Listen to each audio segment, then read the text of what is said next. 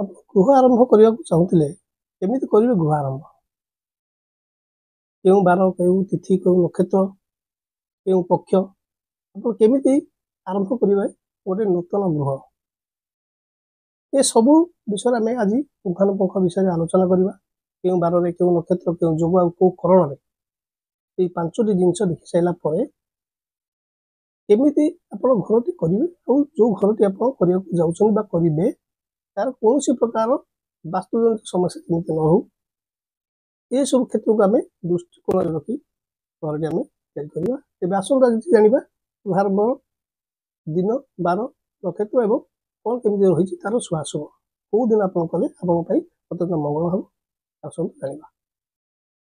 ସାଧାରଣତଃ ଗୃହ ନିର୍ମାଣ ପାଇଁ ମେଷ ମାସ, ଆପଣ ଯାହାକୁ କହୁଛନ୍ତି ଏପ୍ରିଲ 14ରୁ ମେ 15 ତାରିଖ, ଏମିତି ମିଥୁନ ମାସ ଆପଣ ଯାହାକୁ କହୁଛନ୍ତି ଜୁନ ମାସ 15ରୁ ଜୁଲାଇ ମାସ 15 ତାରିଖ ମଧ୍ୟରେ, କର୍କଟ ମାସ ଅର୍ଥାତ୍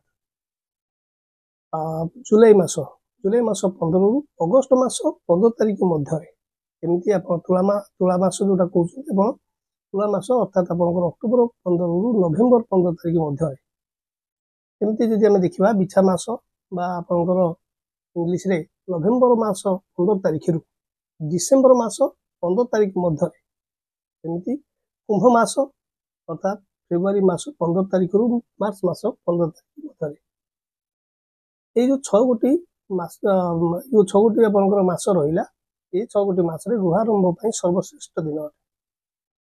ସେମିତି ବୈଶାଖ, ଆଷାଢ଼, ଆପଣଙ୍କର ଶ୍ରାବଣ, କାର୍ତ୍ତିକ, ମାର୍ଗଶୀର ଏବଂ ଫାଲ୍ଗୁନ ମାସର ପକ୍ଷ କେମିତି ଦେଖିବେ ନା, ପକ୍ଷ ଆପଣଙ୍କର ଶୁକ୍ଳ ପକ୍ଷ ଦ୍ୱିତୀୟା ତିଥି, ତୃତୀୟା ତିଥି, ସପ୍ତମୀ, ଅଷ୍ଟମୀ, ଦଶମୀ, ଏକାଦଶୀ ଏବଂ ତ୍ରୟୋଦଶୀ ତିଥି, এই ଯେଉଁ ତିଥି ରହିଲା, এই ତିଥି ଗୁଡ଼ିକରେ ଆପଣଙ୍କର ଘର କଲେ ଅତି ଉତ୍ତମ।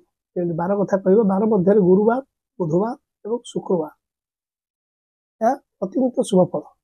ନକ୍ଷତ୍ର କଥା କହିଲେ ଆପଣଙ୍କର ରେବତୀ ନକ୍ଷତ୍ର, ଉତ୍ତରା ଫାଲ୍ଗୁନୀ, ଉତ୍ତରା ଆଷାଢ଼, ଉତ୍ତରା ଭାଦ୍ରବ, ରୋହିଣୀ, ଶତଭିଷା, ମୂଳା, ଅନୁରାଧା, ଅଶ୍ୱିନୀ, ହସ୍ତା, ଆପଣଙ୍କର ସ୍ୱାତି, ପୁନର୍ବସୁ, ଶ୍ରବଣ ନକ୍ଷତ୍ର ଏବଂ ଆଦ୍ରା ନକ୍ଷତ୍ର, এই ଯେଉଁ ନକ୍ଷତ୍ର ମାନଙ୍କର ଗୃହାଦି ଆରମ୍ଭ କରିବା ଅତ୍ୟନ୍ତ ପ୍ରଶସ୍ତ।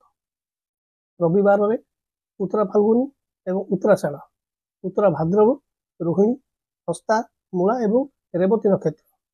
ସୋମବାରରେ ଯଦି କରିବେ ଶ୍ରବଣା ନକ୍ଷତ୍ର, ଧନିଷ୍ଠା, ରୋହିଣୀ, ମୃଗଶିରା, ଆପଣଙ୍କର ପୂର୍ବା ଫାଲ୍ଗୁନୀ, ଉତ୍ତରା ଫାଲ୍ଗୁନୀ, ପୂର୍ବା ଭାଦ୍ରବ, ଉତ୍ତରା ଭାଦ୍ରବ, ହସ୍ତା ଏବଂ ଅଶ୍ୱିନୀ। ମଙ୍ଗଳବାର କଥା କହିଲେ ମଙ୍ଗଳବାରର ଆପଣଙ୍କର ପୁଷ୍ୟା ନକ୍ଷତ୍ର, ଅଶ୍ଳେଷା, କୃତ୍ତିକା, ସ୍ୱାତି, ଉତ୍ତର ଭାଦ୍ରବ ଏବଂ ରେବତୀ। ବୁଧବାର କଥା କହିଲେ ବୁଧବାର ଆପଣଙ୍କ କୃତ୍ତିକା ନକ୍ଷତ୍ର, ରୋହିଣୀ, ଶତଭିଷା ଏବଂ ଅନୁରାଧା। ଗୁରୁବାର କଥା କହିଲେ ସ୍ୱାତି ନକ୍ଷତ୍ର, ପୁନର୍ବସୁ, ପୁଷ୍ୟା ଏବଂ ଅନୁରାଧା। ଶୁକ୍ରବାର କଥା କହିଲେ ଆପଣଙ୍କ ପୂର୍ବ ଫାଲ୍ଗୁନୀ, ଉତ୍ତର ଫାଲ୍ଗୁନୀ, ପୂର୍ବ ଭାଦ୍ରବ, ଉତ୍ତର ଭାଦ୍ରବ ଏବଂ ଅଶ୍ୱିନୀ ନକ୍ଷତ୍ର। ଶ୍ରବଣା ଏବଂ ଅନୁରାଧା ଏବଂ ଶନିବାରରେ ସ୍ୱାତି ଏବଂ ରୋହିଣୀ ନକ୍ଷତ୍ର ଭୋଗ ହେଲେ, ଏହାକୁ ଆମେ କ'ଣ କହନ୍ତି ନା ନକ୍ଷତ୍ରାମୃତ ଯୋଗ ହୁଏ। ଏହିପରି ଗୃହାରମ୍ଭ ଆଦି ଶୁଭ କର୍ମ ପାଇଁ ଉପଯୁକ୍ତ ଅତ୍ୟନ୍ତ ଶୁଭ ଫଳ।